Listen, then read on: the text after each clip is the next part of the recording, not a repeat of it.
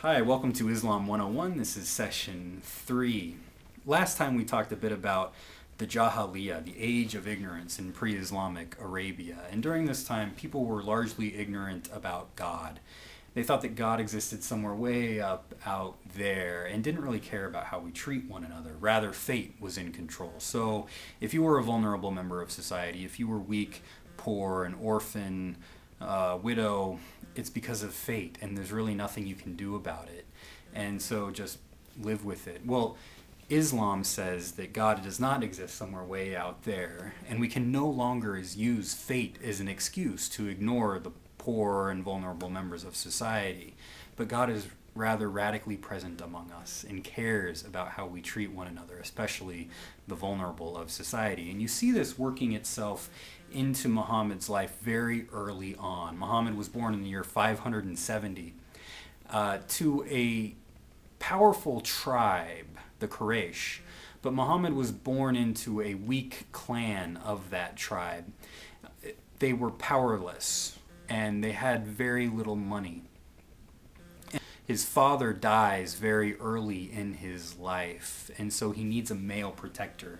And his grandfather takes on this role for a little bit until his grandfather dies.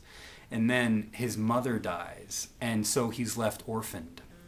His uncle, Abu Talib, takes him in, and Abu Talib is a businessman, and Muhammad goes along with Abu Talib on these business ventures, and he learns about how to conduct business. And very soon, Muhammad becomes known and well respected as a trustworthy businessman. Well, as Muhammad grows up, he's somewhere in his 20s, he meets this woman named Khadija.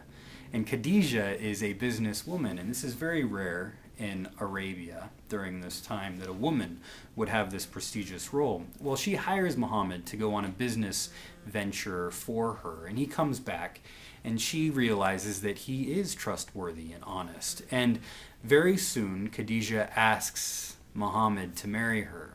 She proposes to Muhammad, and this is also very rare. Women usually don't do this during this time, but Khadija is bold, and Muhammad likes this. And so they end up getting married. Well, this happens about the year 595 to 600. By the year 610, Muhammad is going on spiritual retreats to this mountain, and he goes to a cave. And during one of those retreats, Muhammad has this experience of the angel Gabriel coming to him. And Gabriel comes to Muhammad and says this: recite, in the name of the Lord who created. He created man from a clot of blood. Recite, and the Lord is the most bountiful. He who has taught by the pen, taught man what he knew not. This is the first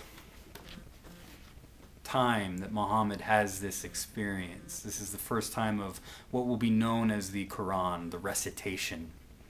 And Muhammad gets freaked out by this experience, even though the angel Gabriel says, this is God the bountiful coming to you. Muhammad is freaked out by this because he knows what it will mean. It will mean that he has to confront the Quraysh with their own oppression. And this scares him because Muhammad knows that he's vulnerable. So he runs home to Khadija and he tells Khadija to throw this cloak over him. Muhammad wants to hide.